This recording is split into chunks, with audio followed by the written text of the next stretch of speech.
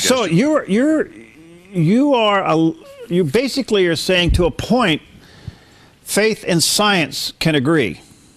Yes, all truth is God's truth, and therefore faith and science properly interpreted not only can agree, they must agree.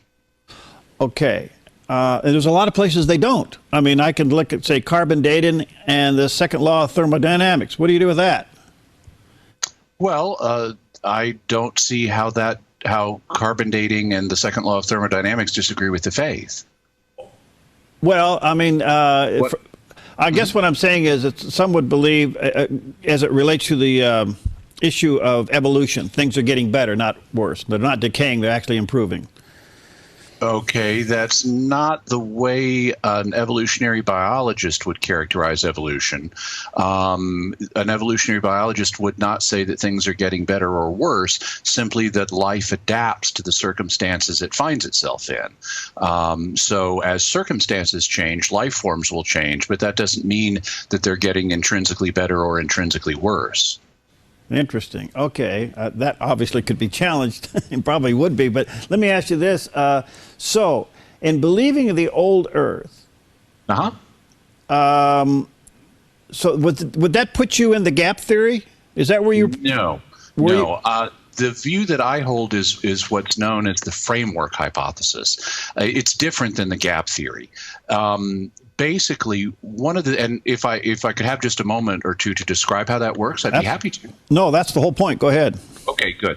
One of the things that's been noted for centuries, this way predates the advent of modern science, is that Genesis 1 is structured in a particular way, according to a particular framework.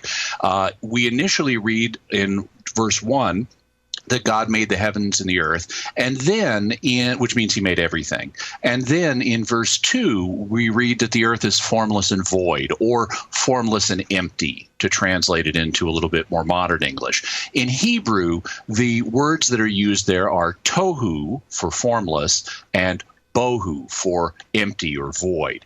And a place that's formless and empty is not suitable for human habitation. It's not good for very much. It's not good for living things. And so God sets out over the next 6 days to fix those twin problems. First, he fixes the problem that the world is formless, and he does that by giving it form.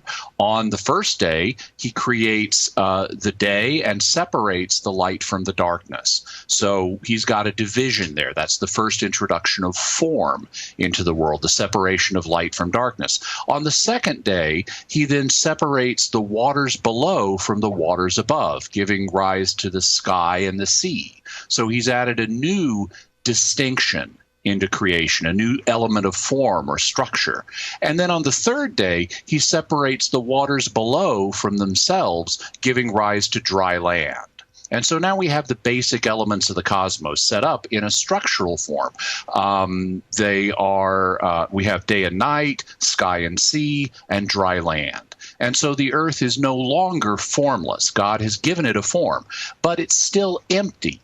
And so on the next 3 days, God goes back over the same 3 realms in the same order and populates them so that they're no longer empty. On day 4, he goes to the sun and he goes to the day and the night, and he populates them with the sun, the moon, and the stars. So now the day and the night are no longer empty. On day 5, he goes back to the sky and the sea, and he creates the birds and the fish. So now the sky and the sea are no longer empty. And then on the 6th day, he goes to the dry land again, and he populates the dry land by creating the land animals and mankind. So he's now solved the emptiness problem of the world. The world's no longer formless. He fixed that on the first 3 days. Then he fixes the problem of the world's emptiness on the second 3 days by revisiting the same regions in the same order and giving them inhabitants. And so this is from my perspective, this is a symbolic representation of how God created the world. He did so. He created all these things. He created the day and the night, the sky and the sea. He created the dry land. He created the birds and the fish and the stars and the sun and land animals and man. He created all of those things, but they've been arranged in a non-chronological order. all that Genesis 1 is really asserting is God made these things, but as a literary device, the author of Genesis has fitted them into the Hebrew work week, comparing God's labor to man's labor.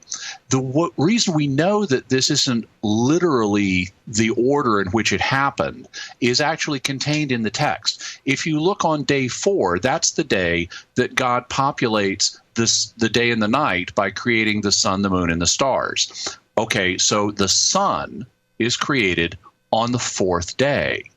That's a clue that this is not speaking of a literal chronology. And the ancient audience would have recognized that because they knew just as well as we do that it's the sun that makes it day. In fact, this is something the church fathers talk about repeatedly. They were aware that the sun is what makes it day, and so they talked about, well, if the sun makes it day, how is it we've had 3 days without the sun up to this point? And some of them, I think, took a wrong turn at that point and said, okay, then maybe it's some kind of spiritual day. Or maybe maybe light was somehow disembodied before the sun. But really what that is a signal from the author of Genesis to the reader that he's arranging things in a literary way rather than in a chronological way. So I would say science gives us the chronological account of how all this happened. You had the Big Bang and then the formation of the Earth and the development of life forms and so on over a long period. But Genesis gives us the theological understanding that this is not all just the work of random chance. This is the work of a supremely wise and good creator. Fascinating. I'm trying to figure out then what was day and night before sun and moon. Well, literally, there wouldn't have been. At least there wouldn't have been day without the sun, because it's the fact the sun is oriented over our hemisphere that makes it day. In fact, I was looking this morning, there's a great quote from St. Basil of Caesarea, who was writing in the 300s, where he pointed out that's exactly what day is. It's when the sun is over our hemisphere. The ancients, contrary to a lot of rumor, were not flat earthers. They knew that the earth was round, and they knew that it's the fact the sun is over our hemisphere that's what makes it daytime. So again, what was day and night before he put the sun there? I mean, what happened there? What is the day? Is it just rhetorical or what? Yes, from my perspective, it's symbolic. It's a literary device. It's not meant to teach us anything about chronology. It's meant to just teach us God made all this. And it arranges the work of the Creator in a very beautiful way. Interesting. But we shouldn't say how long was the first day or what was the day on the calendar when the first day occurred in Genesis, or the second or the third day, or even the 4th, 5th, or 6th, because those aren't meant to be literal days. Those are just ways of conveying what the Creator did. Okay, so if you go to day 4 and he's putting the sun in the sky, isn't the earth rotating then? And that would create a day? Yeah, it would, but we've established, or at least to my mind, we've established that these aren't literal days. And so it's pressing the text beyond what the text means to communicate to start asking questions of that nature. It's kind of like in Jesus's parables. If Jesus says a man had 2 sons and they did this, it would be the wrong question to say, "Ooh, what was the man's name and where did he live?" That's not the point. This is a parable. And in the same way, Genesis 1 uses literary devices to communicate what the Creator did, but it's not meant to teach us about the chronology of exactly how this happened any more than Jesus's parables are meant to teach us about the names and addresses of the characters that figure in them. They're meant to teach truth on a different level. Okay.